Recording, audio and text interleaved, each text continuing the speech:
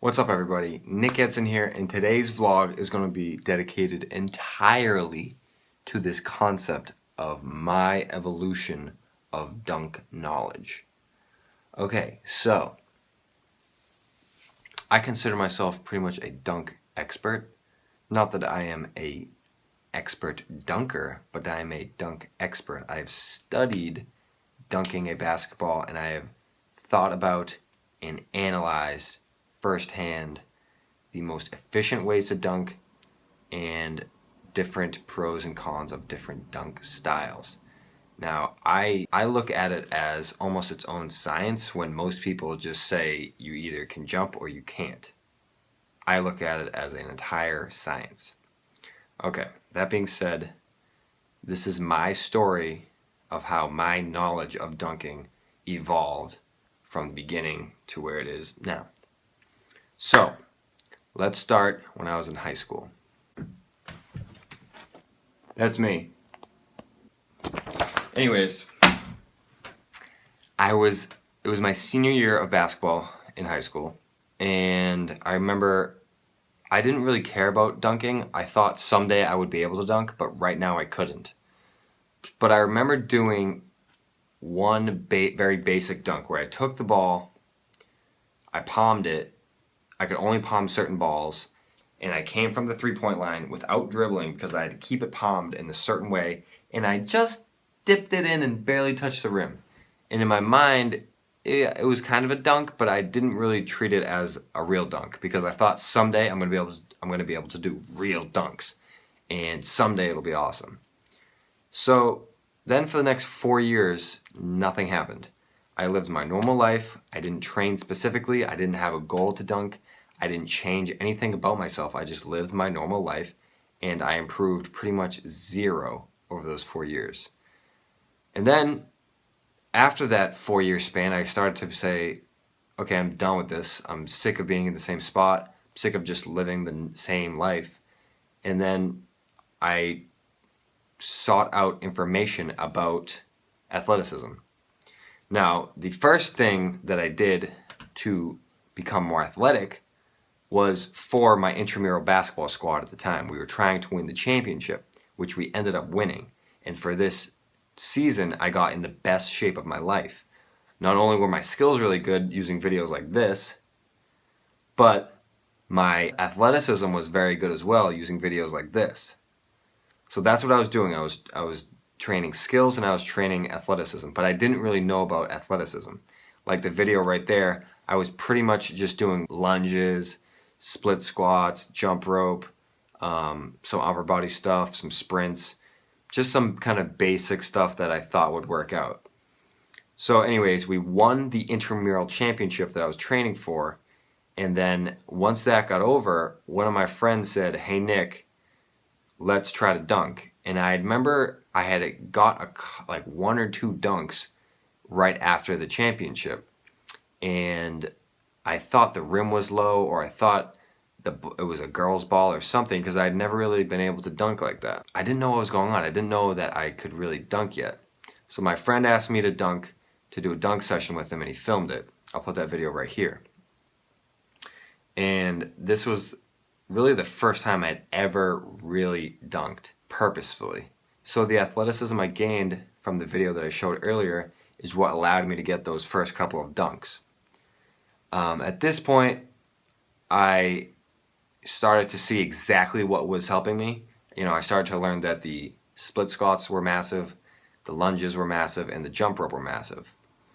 And then for several years, I hammered on these, add in some core, add in some other stuff, and my vertical increased a little bit, and also my jump technique increased a lot, and I put out tons of videos about jump technique.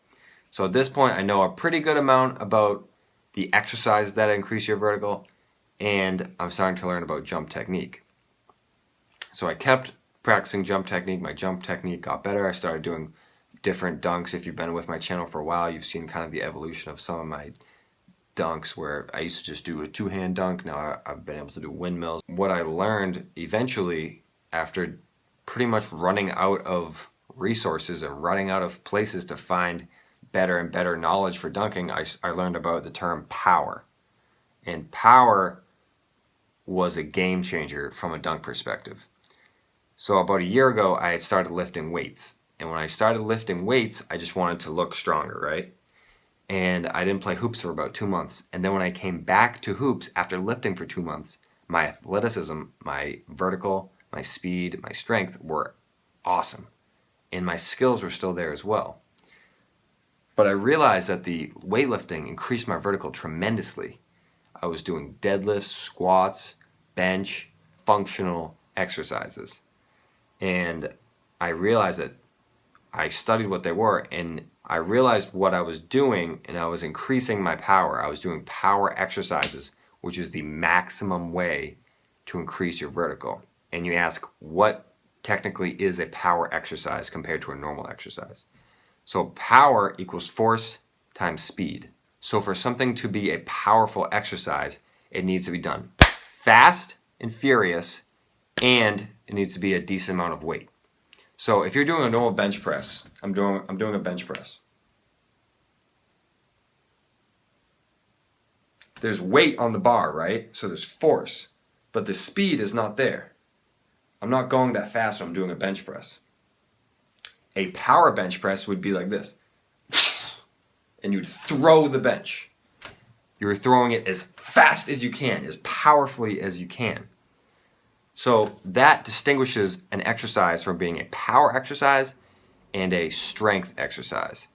Power exercises use tremendous explosive speed, and those are the best exercises for increasing your vertical jump. One of my favorite vertical jump exercises is a medicine ball toss. So you grab a medicine ball, you know what, I'll put a video right here of the medicine ball toss.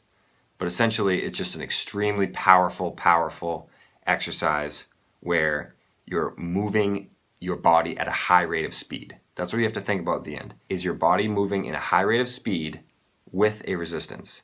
Okay, so it's got to be fast with a resistance. It doesn't have to be a huge resistance, but it has to be a resistance. Now that is what most inexperienced jumpers don't have in their arsenal. It's not the only thing. Power isn't the only thing you need, but it is the most significant and probably the most overlooked. Now there's something called powerlifting, which is like deadlifting and squatting, and then there's power exercises, which are more about speed and throwing and medicine balls and tossing shit all over the place. They're both helpful. The best thing I would recommend for any athlete that's trying to increase their vertical, Google search power exercises for vertical jump. And just keep seeing what are the recurring exercises, what are the recurring terms, and then you'll really be able to understand what are the exercises that are going to increase your vertical the most. So to summarize, start off from nothing, learned a little bit about lunges and jump rope and stuff like that. I was able to dunk, and then I kind of plateaued for a while, and then I learned about powerlifting, and I went like this. So those are kind of the 3 stages for me. Nothing, basic vertical jump exercises, and then power exercises. And I think I pretty much got the maximum out of my body from a vertical jump standpoint that I ever could. And I'm very happy I did that. I'm proud that I did that. And I have no regrets over what I've done with vertical jump and dunking. So hope you enjoyed this video. I know it's kind of a change from the normal vlog. And back to normal vlogging tomorrow. And I'll see you then. Have a great night.